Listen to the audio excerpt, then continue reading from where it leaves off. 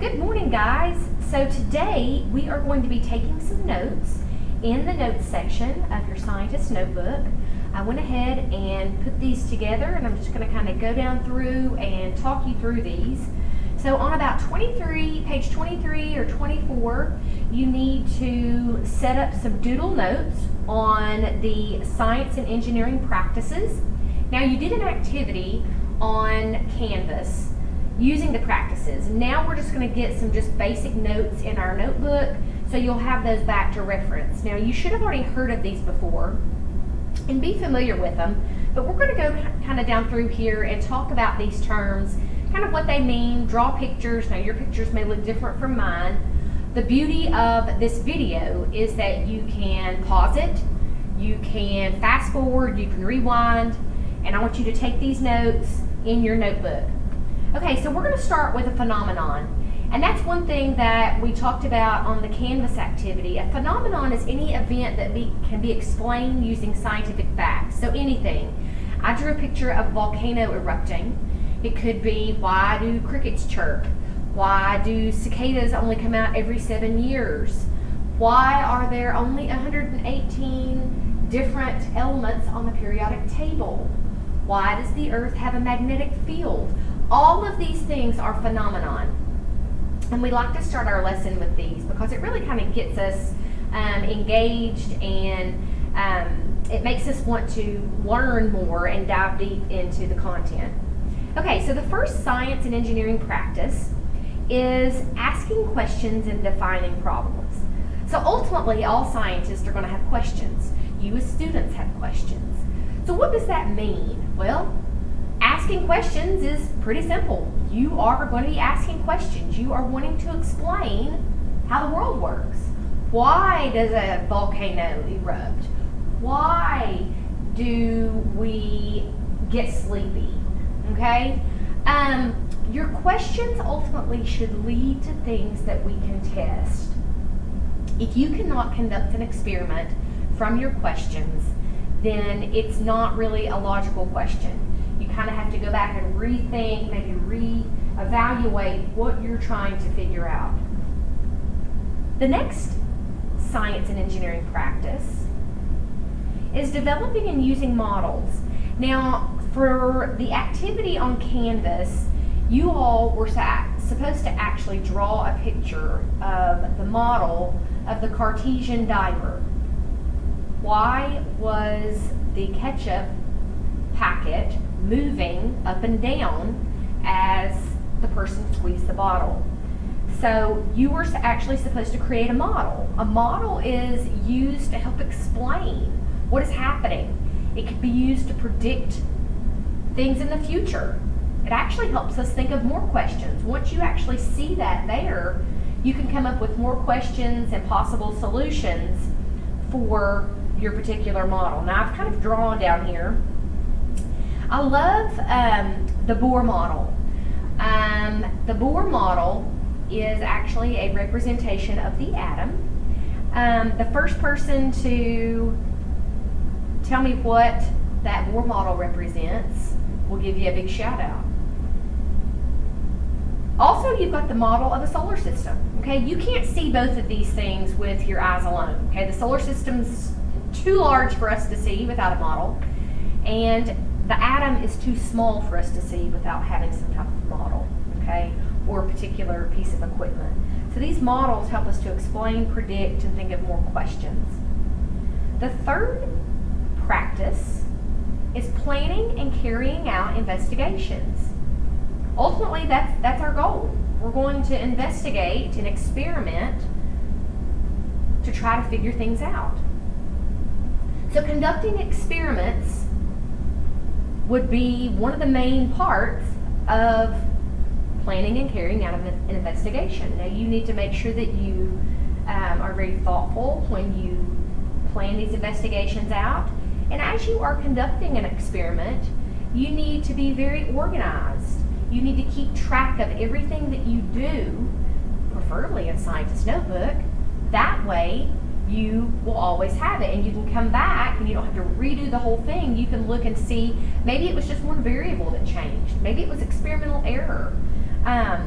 So it's very important that you plan these out and carry these out very neatly, very orderly, and very strategically. So the fourth SEP, and I'm going to flip this around, it's probably going to take you 2 pages in your scientist notebook. But the fourth SEP is analyzing and interpreting the data, or data, however you want to say that. So you've created your experiment, and now you've gathered your data.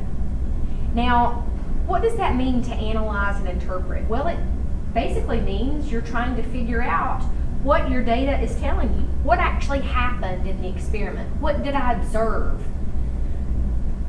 When you are interpreting your data and analyzing it, it's very important that it is organized into tables, charts, graphs.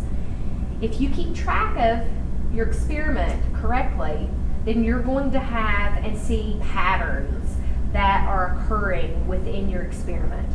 And you're going to try to make sense of that data. What's actually happening here? Now, I tried to draw a picture here, and that was an epic fail, so I covered it up. So, whatever picture you would like to include, if you want to draw a graph over here, if you want to draw maybe a brain, somebody thinking, interpreting, okay, what's actually happening? What does my data show me? Then that would be great. Mine was very bad. Let's see if I can flip it up. No, I can't. It was terrible. I told you I'm not a good drawer. All right, the fifth SEP that we'll talk about is using mathematics and computational thinking. That is basically asking, how can I model this? You're going to analyze the results. You may use math models. You may use calculations. One equation that we will be using this year is force equals mass times acceleration. This is Newton's second law. And by using an equation, it helps to explain that particular phenomenon. Einstein, E equals mc squared. There's tons of equations. With density, density is best explained using mathematics. Density is equal to mass divided by volume.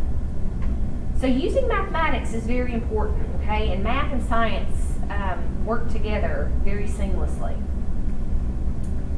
Number 6, SEP, constructing explanations for scientists and designing solutions for engineers.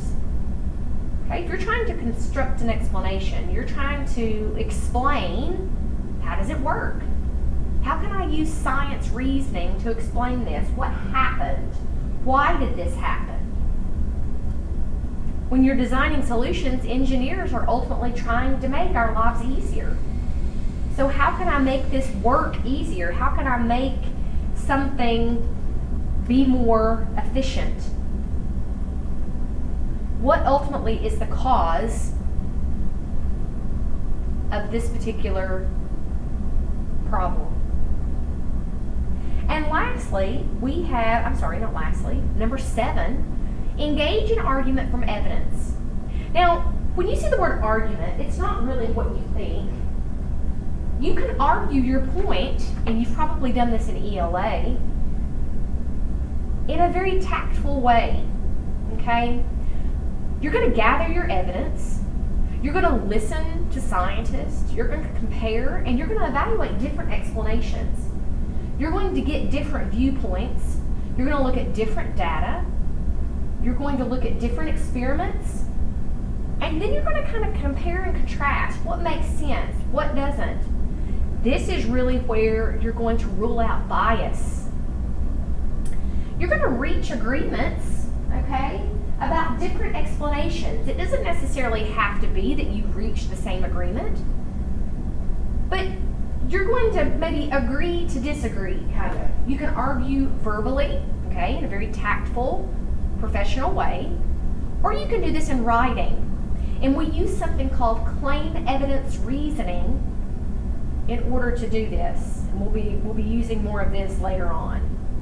But this is very important, okay? A lot of scientific journals and books, professors at universities, they argue what they stand behind. And they provide evidence to back it up. That's the key. You have to have evidence to back it up. From an experiment, from data, using a formula. So all those SEPs, they all are intertwined to go with each other. And lastly, you better believe that if a scientist comes up with an answer to a problem, or if an engineer creates a solution and fixes something, they are definitely wanting to communicate that information. So if you obtain, evaluate, and communicate information, you're wanting to decide if the info is accurate, okay? You want to communicate your discoveries in journals, scientific articles, to colleges, to universities.